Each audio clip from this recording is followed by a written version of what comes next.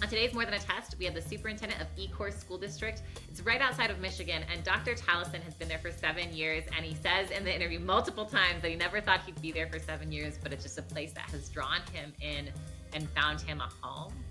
It's an incredible place because he's going to call it suburban, and really quickly you're going to realize this is not the suburban you immediately imagine. He's done incredible things. He does it with a beautiful energy. My team can't wait for this conversation, so please don't meet it. Dr. Talison, thank you so much for being here. Oh, you're more than welcome. I'm excited about the opportunity to have a conversation with you today.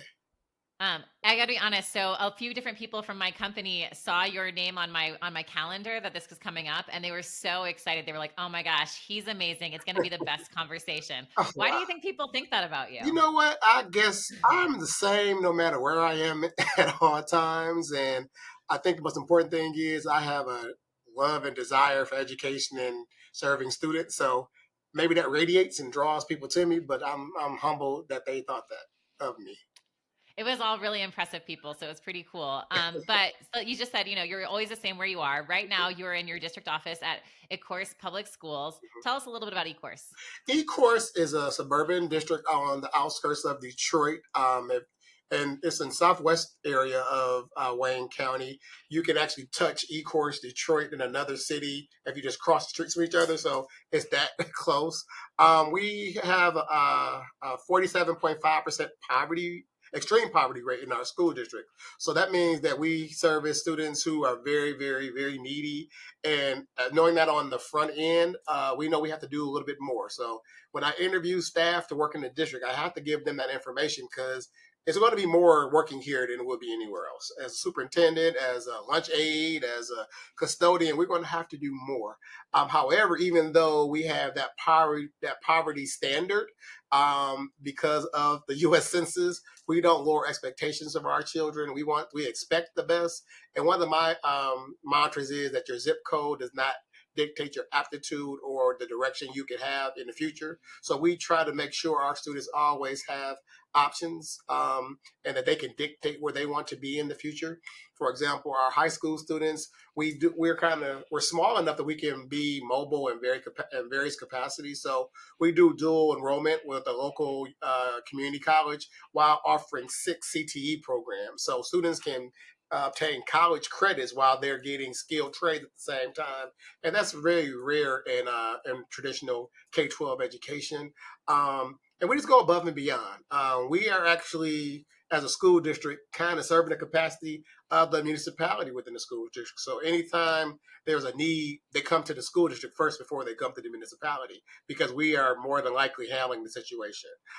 It's a very unique place. It's a place that makes it hard for you to leave, even though you're tired at the end of the day or at the end of the school year. If I had some hair, I'd probably be gone, but I'm boss. I don't have those issues. But the rewards outweigh any sacrifices or any sleepless nights. The rewards outweigh them tenfold. So Ecorse is a very special place. Okay, I have a couple questions about what you just said. You said it's hard to leave. How long have you been there as a superintendent? I've been here 7 years. This is actually my 14th year as superintendent. I was 7 years in the former district, and I'm concluding my seventh year here. I'll tell you, I had no plans on being here 7 years and having another 5 years on my contract that they've extended multiple times. But it's different. But because my board education is probably the best board education that a superintendent can want. I never get told no, and they go down a rabbit hole with me, and they're supportive in all aspects of things.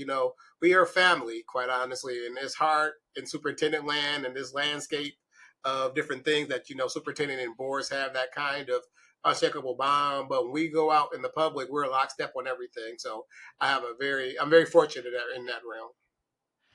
Okay. That's incredible, first of all, and I'm so happy for you and them, and that you weren't expecting to be said there for 7 years. But you said a few things that painted a picture that now I feel like is wrong. So I'm going to need you to repaint the picture because first you said suburban, Mhm, then you said high poverty, and then you said mhm. Detroit, and I'm trying to imagine this place Sure, that sure, drags you in. So tell me a sure. little bit more. It's a suburban because it's a bordering of a major city. It's not Okay. suburban in lifestyle or social economics. So we're what they call a bedroom community. It's only 4 to 5 square miles wide. So we buffer Detroit. So there is no, I think. political word outside of suburban if you're buffer a major city. I think that's you're the suburb of the Okay.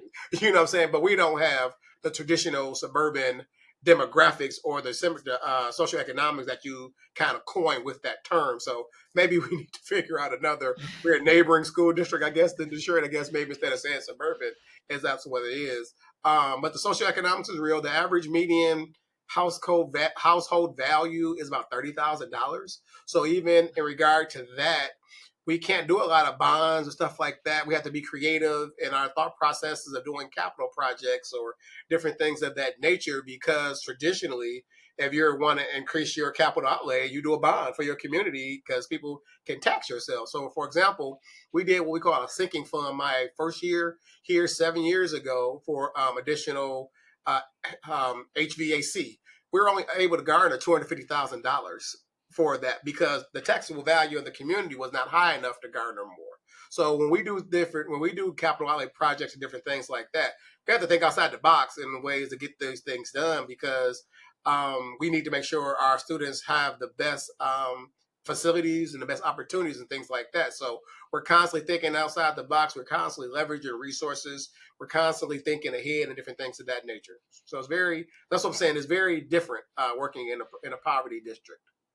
Okay, I talked to the superintendent of Oakland once, and she was talking about how, like, whenever they want to go buy something, they go to like large companies that are nearby. She talks to Salesforce, she talks to whoever to help get it funding. But that's the Bay, right? Mhm. It doesn't sound like your community has that. So when you're saying you're thinking you're outside the box, what does that look like? Where are you finding funds? So, for example, we did an energy conservation bond because we wanted to increase our energy output and receive and upgrade some of our facilities. So, what happens? We worked with the Johnson Controls. I guess I can say it. I'm giving them a free shout out, I guess. And what we're able to do is leverage the savings to pay for the capital upgrades. So that's thinking outside the box. You know what I'm saying? There's money you would have spent in that regards, but you're able to actualize the savings or energy, high efficiency things to do capital upgrades. So we're able to put outside lighting throughout the district and different things of that nature, which again, traditionally would be something you would bond it for or get donations and things of that nature. We don't have corporate entities. Being outside of Detroit is a gift and a curse, because if you're not Detroit public schools, they really don't want to mess with you. And we're only 1,300 students, so Right. they come to us when it's convenient for them because we meet all the demographic qualifications for a grant or application. However, in regards to philanthropic donorship, we aren't necessarily on it because we buffer Detroit, so they're in need as well. So a lot of times we don't have those resources, so we have to think of different things of that nature. Another opportunity we have been able to do as what we were able to for some of our career technical education programs, we have gone to private foundations and apply for grants. So, for example, for our automotive program, we went to the Dunning Foundation, which is in Michigan, and they were able to donate seed money to get that program off the ground. So that's what I'm talking about, thinking outside the box. You have to look at multiple resources, and you just can't say, okay, we don't have Big Brother we can just go to. And I know some of my superintendent friends in the state of Michigan that have that opportunity. They can just go to Big Brother and I need $100,000 to get this program, and they write a blank check. We don't have the opportunity. So we have to be very strategic. We have to be very forward thinking and looking at leveraging our resources to make sure those things still get done, because we don't ever want our students to think they are less than or that their educational opportunities are less than. So they don't think that. And we are also a district that has open enrollment. So a third of our students come from Detroit proper. So when the students from Detroit come to our schools, they do think they're in the suburbs because our facilities are so nice. You know what I'm saying? So I think we have to think in that kind of complex thinking in that manner. Okay, so one of the things I feel like you're pushing on is that something I hear a lot from superintendents is that you get into this role and you're supposed to be about education, right? Like that's what the title is or whatever. And then the reality is you've got to be super creative on what you're doing with energy, with bonds, with grants. Where can you find money? Who can you talk to? And I'm curious, is there something in this role now that you've done it for 14 years, 7 where you are, that you're shocked is a part of your job? Or at this point you're like, I've seen it all and now it all is. I think I've seen it all, but I'm still shocked. I was shocked about the need outside of being an educator. You know what I'm saying? So I'm good at Right. curriculum. I'm good at teaching. I'm good at moving the needle academically. The other aspects of the superintendency were you don't think you need to provide food for families in their homes over the summer or during COVID. For example, we bust food to our families to their porches because our population, once again, eats 3 square meals with us. And so when COVID was there, how were they going to get food? So we had to think outside the box in that realm, and we actually worked with our bus company and our food service, and we actually did door-to-door meals for about Wow. the majority of our students for the week to make sure they had food over the break. So that philanthropic need, you know what I'm saying? We have Forgotten Harvest and other companies such as that do food deliveries outside. And even to this day, on the third or second Tuesday of the month, there's still a line wrapped about a mile for people to picking up food. And they're not necessarily our students, they're just community members and stuff like that. Wow. So I think the need for looking at the social, emotional aspect was not one that when I first came into the superintendency, I thought was necessary. But I think it's probably just as equal to the academic aspect is finding the social, emotional, physical need, that whole Maslow's pyramid, that if I don't have that self need met, I can't do anything else. I think that's probably more paramount now than anything going into this leadership role. Wow. It's interesting because you're kind of hitting on two things that I heard from Superintendent in California. The first thing he said, just like you, he loves his board, Mm-hmm. which is always lovely to hear, but rare. I live in Colorado. I don't know if you've heard about Denver Public Schools Yeah, board, but I met a couple of people from Denver, and I've heard the stories. it's been a special place. And then the second thing is, so one, he loves his board just like you. And then second of all, this need to invest in people and in capital and like getting like taking care of each other. Mm-hmm. And so so my question to you is like, one, is that how you got to loving your board? Is that you all work on that relationship piece? And two, what does that look like if that's the case? And if not, what is it? Yeah, I think it is. We love on each other. I mean, I think it was different because it was so funny because I came from another district, and the superintendent before me, they Ecorse before I got here is almost closed down based on Oh, economics wow. and finances.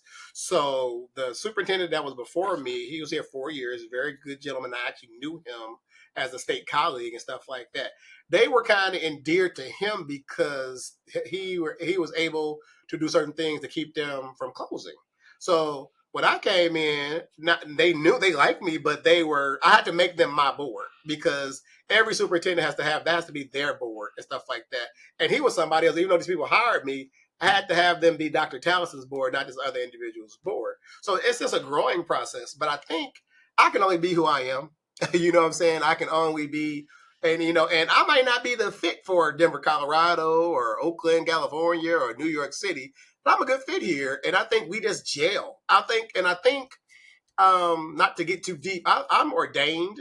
This is my calling to be in situations such as this. And I think when you radiate that, and it's never about me, and I think everything I say is the board of education. I know it's my idea. You know what I'm saying? But I need to make sure because they're politicians, good, bad, or indifferent. They need to be able to go to their constituents and say we've done X, Y, and Z, and those type of things. And they supported me in the implementation of those things, but it's necessarily not been their ideas, but they've been supported, so it's an ownership. So it's that lockstep thing. I think the most superintendents get in trouble when they try to outstep their boards and they don't bring their boards along, or they don't educate their boards about what's going on, or if they're going into it for themselves and not for the betterment of the children they serve. That's when people get in trouble. You know what I'm saying? I think when you lead and guide individuals for the betterment of the organization and betterment for the children, and that doesn't necessarily mean what's best for adults and stuff like that, because adults are selfish. You know what I'm saying? I tell people all the time, and I tell teachers all the time, I will inconvenience adults for what's best for children. You know what I'm saying? And that's not always popular, but it's when you're leading with that way, I think everything kind of goes in alignment. And like I said, and I have a phenomenal board, and they, like I said, they're in lockstep.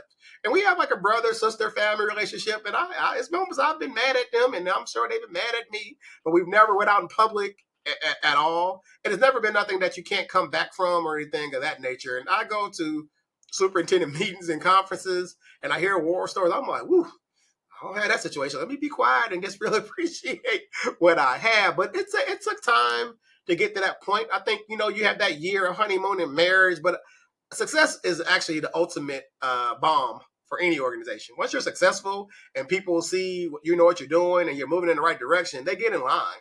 You know what I'm saying? And once you, like I said, once you go with them as a superintendent and with the board, and you guys have mutual goals that you outline and you check in and things of that nature, I think that builds confidence. And like I said, I'm in year 7, going on year 8, which I never thought I would be. And like I said, I still have. They gave me a 5-year contract extension last year. You know what I'm saying?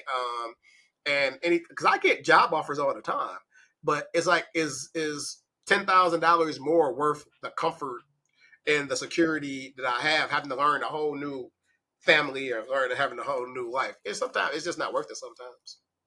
Okay, and so tell me this. Tell me about a time that you have inconvenienced adults for the betterment of kids.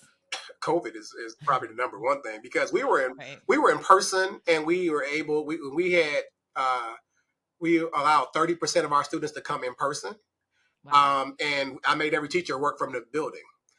That was inconvenience because others around me weren't doing anything like that. They allowed teachers to be remote and different things like that, and it was a conscious decision, because for my population, being at home could be considered child abuse in that Right. situation, because of the poverty situation of parents, of households, and different dynamics. So being at home was not the safest place for some of those children.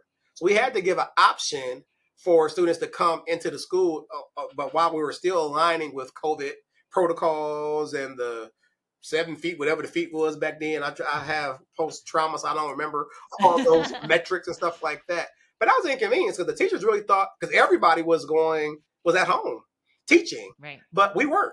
We were like only one of 2 districts, I think, maybe in Wayne County and maybe even the state of Michigan, where we had a segment of our population were able to come in. Parents had the opportunity, and it worked for us. We didn't have any outbreaks, and actually, our scores in the county for growth for 2 or 3 years was higher than our counterparts. And I attribute that because our students were in person and not learning strictly online.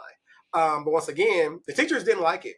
You know what I'm saying? Because I knew we had to go through our different processes, but I was very vigilant that we were out, and I was here too. So I wasn't sitting at an ivory tower while they were on the front lines. I was here too. And we made those adjustments. We were masked up.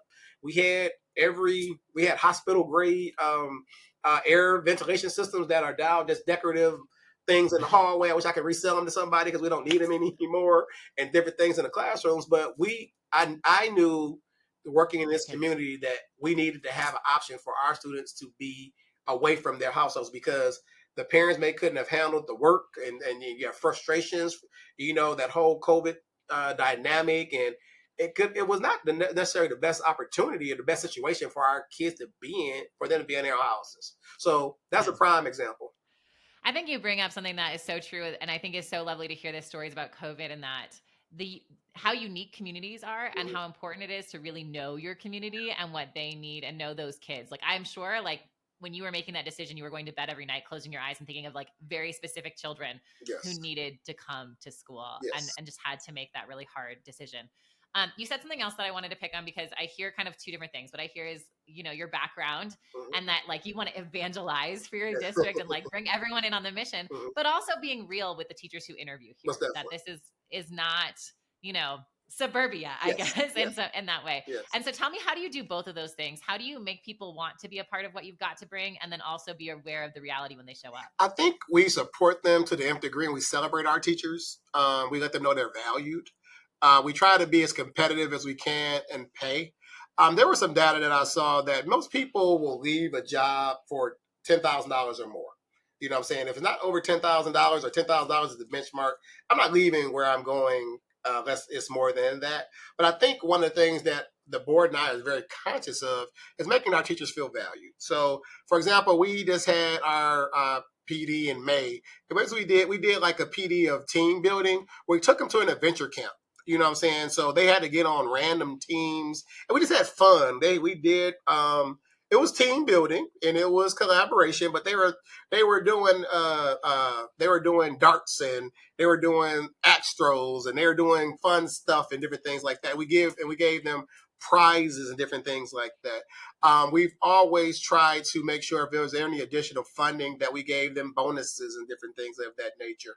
We try to make sure they have everything technology wise so their and work environment can be as positive as possible because they have a very hard job because many of our students that go to every grade level may be 2 grade levels behind and different things of that nature. So you're going to have to work harder. So we try to create an effective environment that makes people want to stay. And luckily, we have not had staff turnover over the last 4 or 5 years. And people have stayed after they got with us because the common thread that people say was no one has ever showed us this kind of appreciation.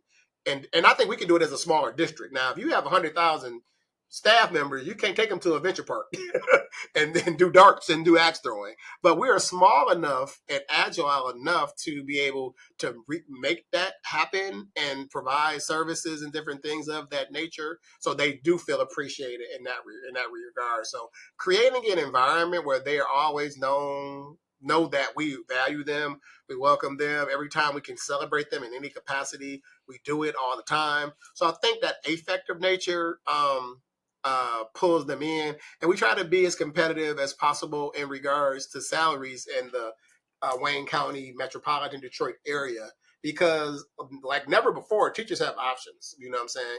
I'm actually currently negotiating with our teachers union now, and I try to tell them people aren't in spots 10 years anymore. So we have like a 20-year thing on our salary scale. Like these folks ain't gonna be here 20 years. I didn't even want to tell you. I have two early 20 children, and they both will leave a job in a second. They're not gonna even do a natural transition point.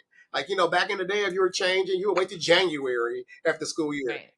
The students that are coming out now will leave in October if they're starting in September for something better. They don't have, and I love that about the next generation. Because I guess my generation was just like you had to work. You had to work, and if you changed, you had natural positions. I hate to say use the word respect for the job or just homage to the job. So you never made those things and stuff like that. These kids these days don't even get 2 weeks notice, and they'll quit without having a job ready for them, which is something Right. I can't fathom. You know what I'm saying? And I bless them for their fortitude. But I think we have to always make sure our staff know that we care about them. And I think the biggest thing I tell people all the time, I tell my staff, conflict does not mean combat. We're not always going to agree. But Right. always at the end of the day, we always have to put what's best for kids. And I think based upon how you lead, people will always give you grace if you lead with a collaborative spirit and lead with knowing that you care about them. So those different times we have to make direct decisions where collaboration and you can't kumbaya. People respect that because they know 90% of the time you've always thought about their best interest and what was best for them and you never did anything of a draconian nature to them. They'll like that. We've had people who've tried to come back after going other places. You know what I'm saying? And I'm like, well, that's a Testament. testament as well. I can hear that you are incredibly proud of your teacher retention and the way that you treat teachers. And for me, as someone who used to be a teacher, it's incredibly inspiring to hear you care so much and really enact so much for teachers. Tell me something else that you're really proud of in the last 7 years. I think our increased graduation rate and our dropout rate going opposite directions, making sure that we had students who, because of the population we serve, we could have, once they get to high school, and high poverty districts, K through 8 is easy. It's the 9 through 12 because Right. parent disengagement kind of starts at that 9 through 12 and the kids kind of actually run the household. So you got to keep them focused and keep them centered. And that's, I think, why we really have leveraged the career and technical education component. So making sure that every student has a post-secondary opportunity workforce in the different, like we offer certified nursing assistant program, an automotive program that is sponsored through General Motors. We a cosmetology program, radio, TV, mechatronics, and graphics. So those individuals can go and get those skill sets. So for example, we have a couple students who are in the Apple program. And I'm bastardizing the name, but it's a program where they can get Apple certified to do app development, and Apple works with them in downtown Detroit. And so they can be 18, go in that program for 6 months and become a programmer and go that route. So They can go to community college or college if they want to. If not, they can go into that tech field and different things of that nature. So I think providing those opportunities to keep students engaged in the high school year, so they can graduate, they can make life change decisions because they can go into a career field that they can actually graduate and probably making more than their parents are making in some capacity. So I think improving that graduation rate, decreasing that dropout rate, and then I think as a byproduct that has been because we've offered career and technical education programs for them while still providing opportunities for college enrollment. We have a very robust athletic and extracurriculars and band. So we're getting kids going to college for band scholarships and on athletic scholarships. So I think creating that diaspora of services where students have choices is probably something I'm very, very proud of because the alternative could be dropouts, which could then have a negative impact on the community and different things of that nature. So I think that's probably one of the things I'm most proud of. I feel like you're talking about something that I hear a lot. I hear a lot that like we've created these new pathways for kids. We've given new opportunities. We're not saying every kid has to go to college anymore. Even the after school programming, I hear a lot. Why do you think this is? And everybody says like it's moving the needle. Why does this move the needle? And why didn't like we get it earlier? Right? I think we have in our country we think college. We think to be successful, you have to go to college. You know what I'm saying? I just can give a prime example. My garage door broke yesterday because I messed up and put my rake in, and my rake fell into the little slot where your garage door comes on, and I pushed the button, and it went off track. That man came and charged me $300 for 10 minutes. But what could I do? Because I couldn't do anything because I couldn't fix it. I went to YouTube first, like everything, and I thought I could do it, and it didn't work. Right. He made more per hour than I do. Right. For 10 minutes work. Exactly. You know what I'm saying? And I have electricians. I think my generation, was about college. If you weren't, especially in the Detroit area, the big three, because quite honestly, we had a mentality in Southeast Michigan that you had to work for the big three or go to college. You know what I'm saying? So I think it was just kind of the standard. If you were thought to be successful, you had to go to college. But I think the pendulum has really come and said everybody's not fit for college. You know what I'm saying? I think you have to find your niche or whatever, and you can always go back, you know what I'm saying, if necessary. But you can find six-figure incomes that don't have to have a college degree. But I think it's a generational thing because I think we were even scored by the state on college readiness, you know what I'm saying, on state exams and stuff like that. But we aren't talked about how many career-focused opportunities we provide students. So I just think it's the pendulum swinging to understanding that every student is not a college situation. I think our country also, we're always comparing ourselves to Singapore or Finland or different things. So those bragging rights, and those are based on college placements. I actually went to Singapore last summer, and it's so funny that it's a big misnomer. They are very, very high in regards to college placements, but they're very focused on CTE stuff. You know what I'm saying? And I think it's just our country has always had a moniker of excellence about college completion, and don't think everybody is not going to make it in college. I mean, I was good at school, so college and advanced stuff, I know how to do school very well. But everybody doesn't have that and stuff like that. But I can't draw a straight line with a pencil or a ruler, so I have my niche as well. So I think that pendulum has kind of switched. I totally hear you on that as someone who can't fix anything either or hang anything straight. And I look at YouTube and think I can do this, and I end up messing it up, and I think I'm paying more because I'm messing up than it was before. And the guys come in and say, "I see you tried to fix this." Yeah, I just don't. It's so funny. I thought as soon as you were saying, I was like, AI is not going to fix my garage. Listen. So, but it's a perfect segue because I would love to kind of move talking about you because your district, it sounds amazing. The way you sound, I think the way you treat teachers is why a lot of teachers try to become superintendents, right? They want to be able to treat teachers with respect and get them to feel like they are valued in the job. But I want to talk about you because one of the things you said was, I can only be who I am. Tell me a little bit about what that means. I am the youngest of 5 children raised in a single parent household in Detroit, Michigan, on the west side of Detroit. Until I went to college, I didn't know I came from a bad neighborhood. For other people considered that because everybody around me was the same. I just believe that God has had His finger on my life and has placed me in different locations by forcibly sometimes, and and has guided my steps the whole way. I think I couldn't be in the corporate America. I'd probably get fired at the first week of corporate America. Even though I'm a CEO of a multi-million dollar organization, I have a niche that education has always been my way. Even as a high school student, I graduated and wanted to be a history education teacher because I loved my history teacher and stuff like Right. that. And then as I graduated, I went to Kentucky State University, a historical Black college university. I played football there. Then I went into special education because both of my parents were deaf. So I went into special education, hearing impairedness, and because I wanted to know why my mother could talk to me, but my father couldn't. So I had that intrigue. So I got my master's in special education from the University of Cincinnati because I found out history teachers never retire. So I would never get a job and things like that. So I did that. And I moved back to Detroit and I taught special education. And I never wanted to be an administrator. I tell my administrator this story all the time. I never wanted to be an administrator. I thought, okay, they work too hard, they do this, and that. But however, it was one time when I was a teacher in Detroit public schools, and back then they would come by and give you a paper check. And my name was different by my department head's name by a couple of letters. I got her check by mistake. And I saw how much more she was making, and she wasn't all that good. I'm like, hold on now. I can't make this lady this. I can do her job. You know what I'm saying? So I enrolled at Wayne State University the next day and got my certification. But it's funny even in that regard because I got my first assistant principal job by accident.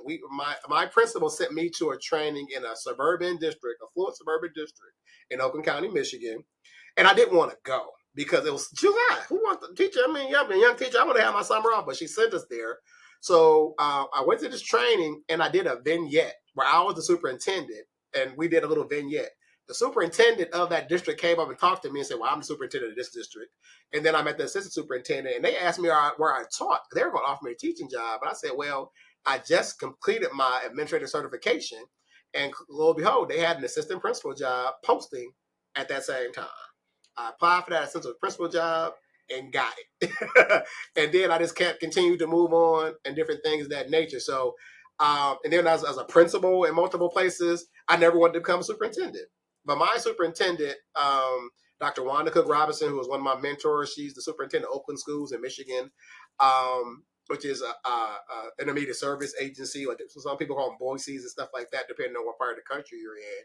She made me go get the superintendent training. I said, I don't want to be no superintendent. I'm loving my little serfdom as a principal. But she made me go get it. And then I interviewed for a job in the greater Flint area Beecher Community School District, and I became superintendent for the principalship. So I think I have, as I look back, um, God has strategically ordered my steps to serve students and serve populations that needed me. There are times I thought I should be somewhere bigger, somewhere more fluent in the world's eyes, but my impact has been more powerful in smaller places where I can go to my high school right now and I know every kid in that high school. They come up and run up on me and stuff like that. I can talk to any of the boys and the girls and stuff like that. And you can't beat that in regards to what your purpose is. I think you have to find what your purpose is and live with your purpose. Sometimes you think being the superintendent of 100,000 students is your purpose. That's not my purpose. And it's not that I can't do it because I hate to say it. The smaller district is a harder job because the superintendent of Oakland and California has 1 million assistants and deputies. I have one or two. And so I'm doing a lot of the work that I could usually, if I was in a bigger place, give it to somebody else to do, and I still am able to be an educator and a CEO and see the impact quicker and with my initiatives than people in bigger places can be. So I think I just have Dr. just been passionate and living in where I'm supposed to be. I think I just figured out why people like you so much and why the people on my team were like, you have to talk to him. There's so many things. I have to ask a couple questions. I can't. Okay, the first one. Okay, what makes you think you'd get fired at a corporate job? Like if we Because sent you to go work I'm from. very I'm not serious all the time. I like to laugh. I like to have fun. Because you know what? I've come to figure out it takes so much energy to be stoic and to be standoffish. And I like to have fun. I like to laugh at myself. I think the endorphins that laughter make you happy. It's some scientific study I read that when you laugh, you release endorphins that help you throughout the day and throughout your life. I just think I want to be me. You know what I'm saying? So I don't think I can be that corporate because I'm not a cutthroat.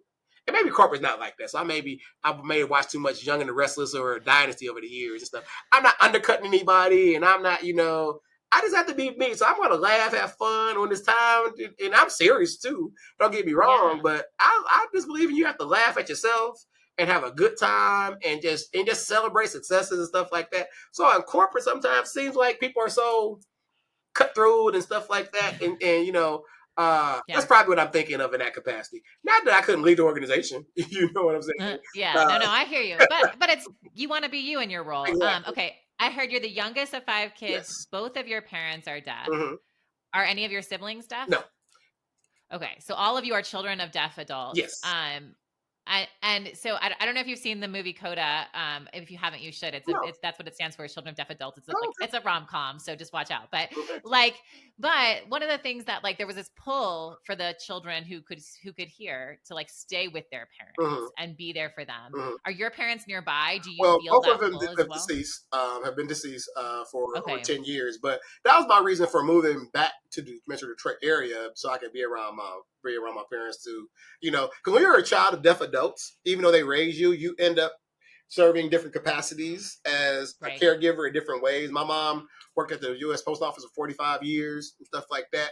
But it's the same way. You always you have like a nerd need to make sure everything's okay. And I'm the youngest, so I actually got away with a lot because I just act like I knew what I was doing half the time. I let my older brothers and sisters do everything, and I still play Right. to the youngest role to this day. So I'll go around them and really placate to and make them do everything. I act like I can't do anything, even though I'm probably the most successful. I am the most successful career wise and wise all the time. So, but I think that's the natural order when you have parents who are hearing impaired or different things like that. You kind of make sure you're always there as a safeguard and different things of that nature, even though they're very independent and they raised you, but you can end up kind of switching the script as you get older. Right. And something I hear from superintendents a lot is that like parents can be difficult, right? They love their kids so much that they make things difficult. But I'm sure that like the way that you were raised and that I can't imagine what that experience was like taking your parents to school for Mm-hmm. a meeting or something Mm-hmm. like that. Do you think that that's really changed the way that you support parents in your district? No one has ever asked me that. I've never pondered that question. That's actually a good question. I've never thought about that. It may have been, I just never thought about it in that capacity. I think one of the things that what happens when parents get to me, I'm always the last rung of the ladder, and I try to Right. get a win-win out of everybody. What is your? Because I ask parents, what is your goal? What are you looking to happen? And I'll be very honest. I say I can't have that happen. I can't do that for you, but I can do this.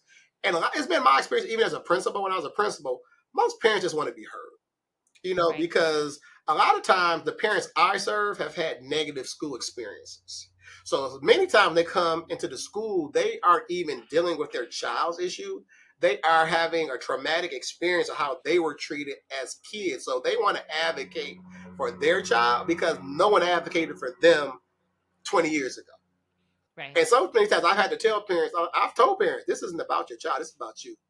And that's why I'm Wow. in a therapy situation. And I was like, this is not. I was like, so what are you talking about? Well, because not. And then when I was a student, they did this to me. I'm like, but it's not your child. So I think Right. sometimes you have to sit back and listen. I think one of my biggest strengths, I'm a very good listener, and I always redirect the questions. I hear you're saying this. I'm like, are you really saying this?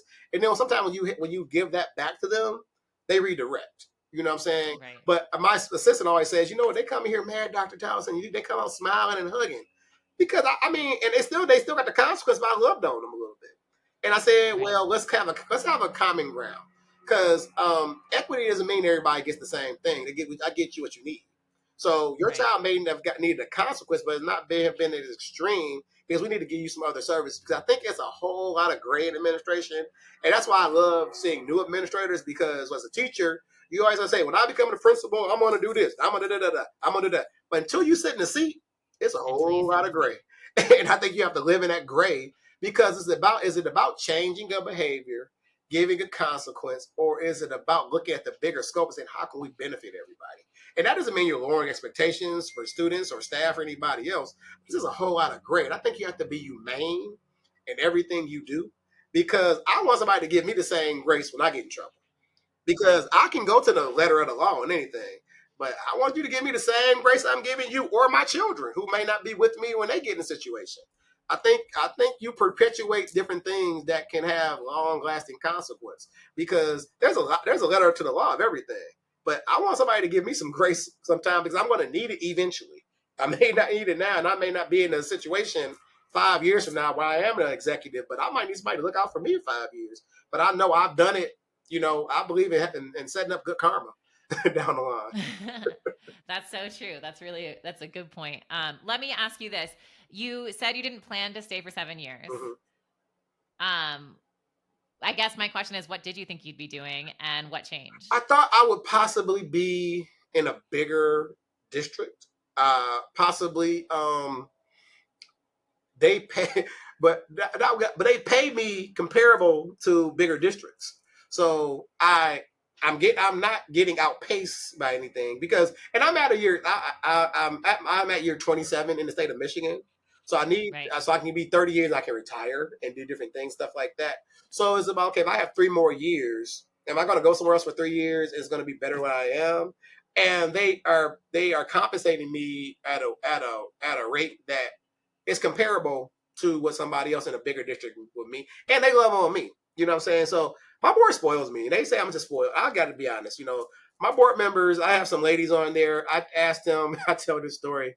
I told them I needed some curtains in my house. They redecorated my whole house. My board members did that. I paid for it, of course. They drove me crazy, but they treat me so well. They treat you the way you treat their teachers and their kids. Exactly. And I treat them well. You know what I'm saying? So it's reciprocal in that regard. So, no, I don't know too many superintendents for your board. Their board going to come redecorate their house for them. You know what I'm saying? Or so how many boards want how many superintendents know what their board want them to know where they live? You know what I'm saying? Right. So I just think those type of things. And there's been times where I thought I was going to go somewhere. And I just think, I go back to my faith-based raising. God's going to put me where he needs me to be. And where he has me at, he's made me flourish at.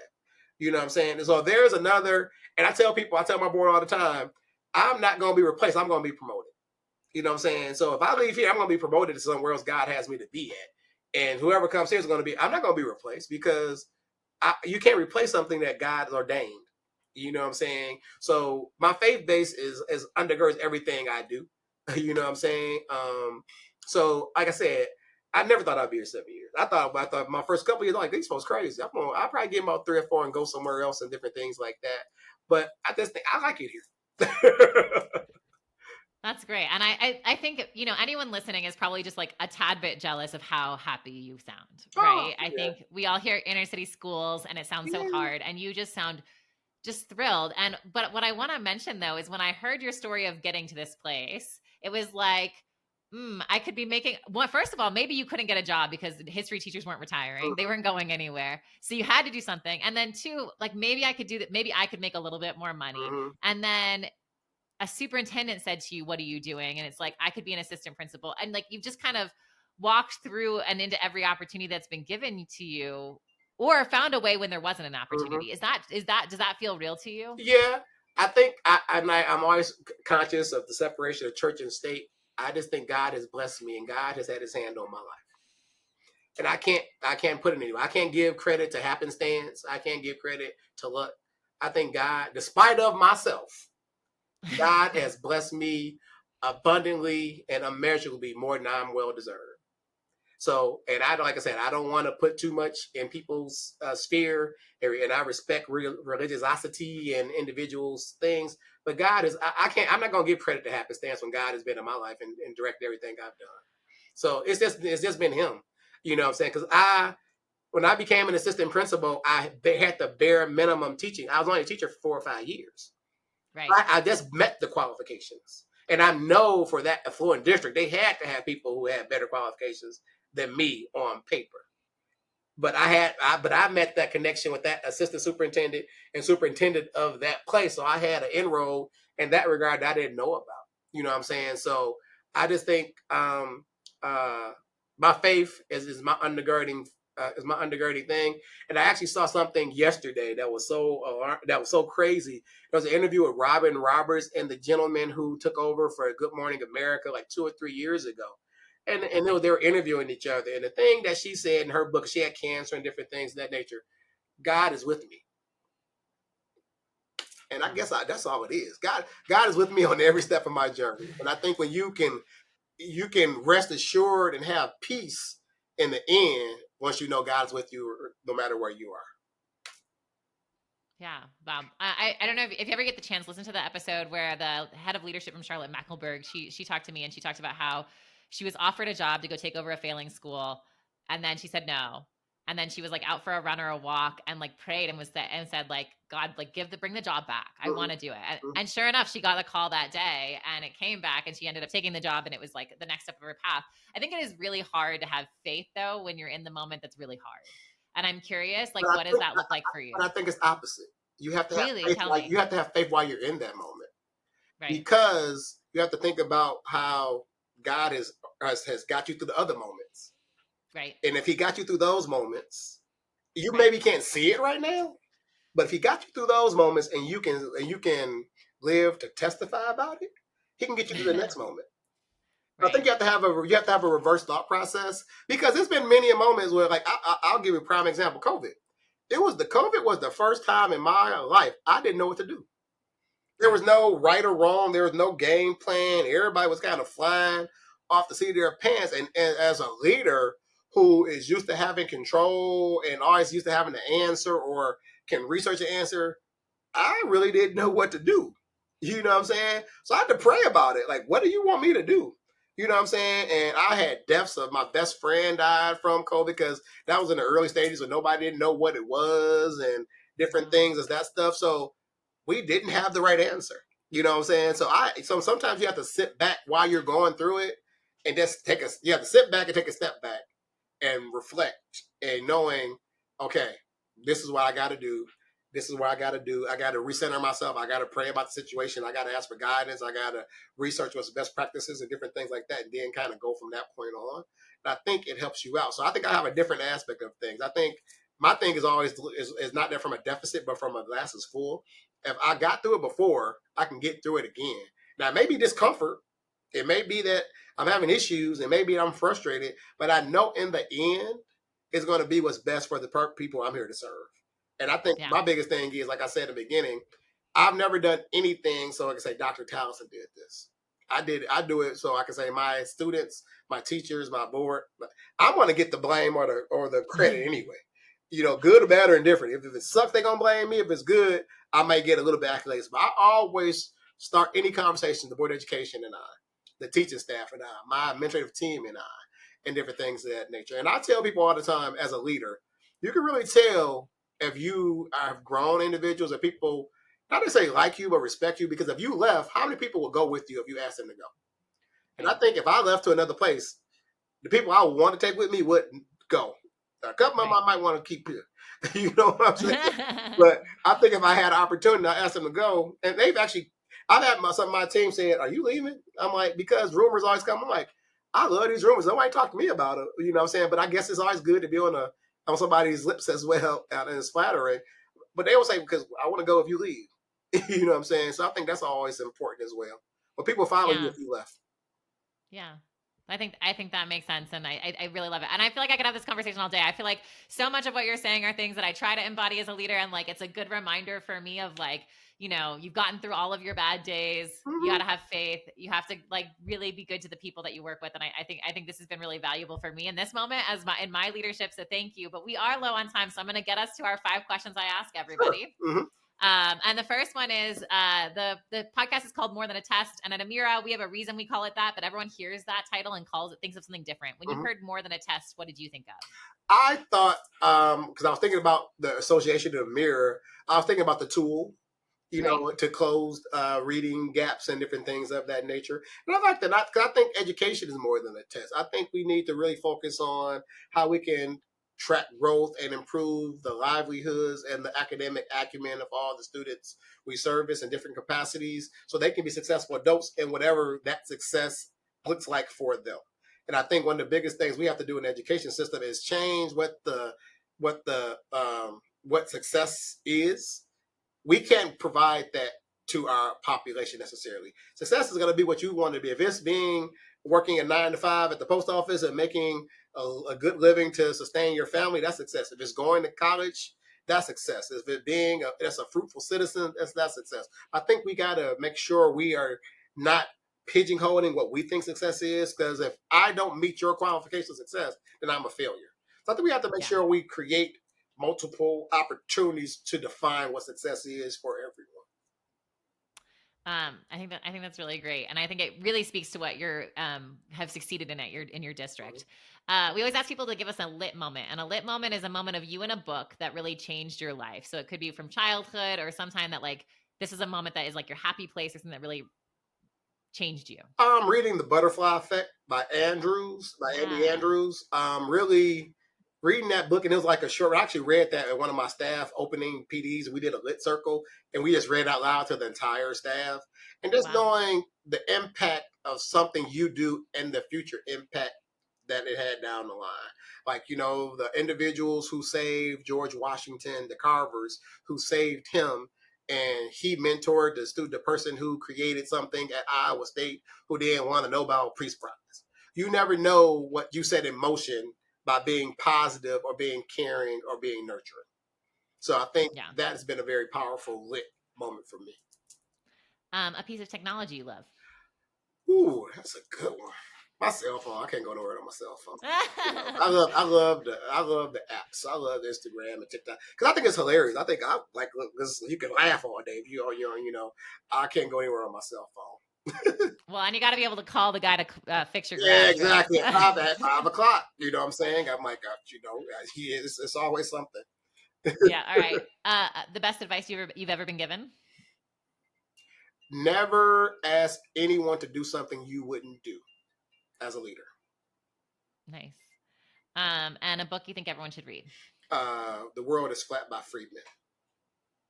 Perfect. Awesome. Thank you so much for your time. Thank you for everything you do for your teachers. Thanks for sharing. I at the beginning of the episode, before we started, you told me you've got prom coming up, graduation coming up. The end of the year is still a couple weeks away. So thanks for spending an hour with me. It means a lot. Thank you so much for the opportunity, and thanks for the Amir team who recommended me. Think you guys are awesome. Hopefully our conversation can inspire someone else to be great as well. Thanks for joining us on the More Than a Test podcast. If you found this conversation valuable, subscribe to our YouTube channel and find us on your favorite podcast platform. At Amir Learning, we believe every child deserves a chance to become a reader, and we're excited to be part of this conversation. See you next week, and thanks for joining.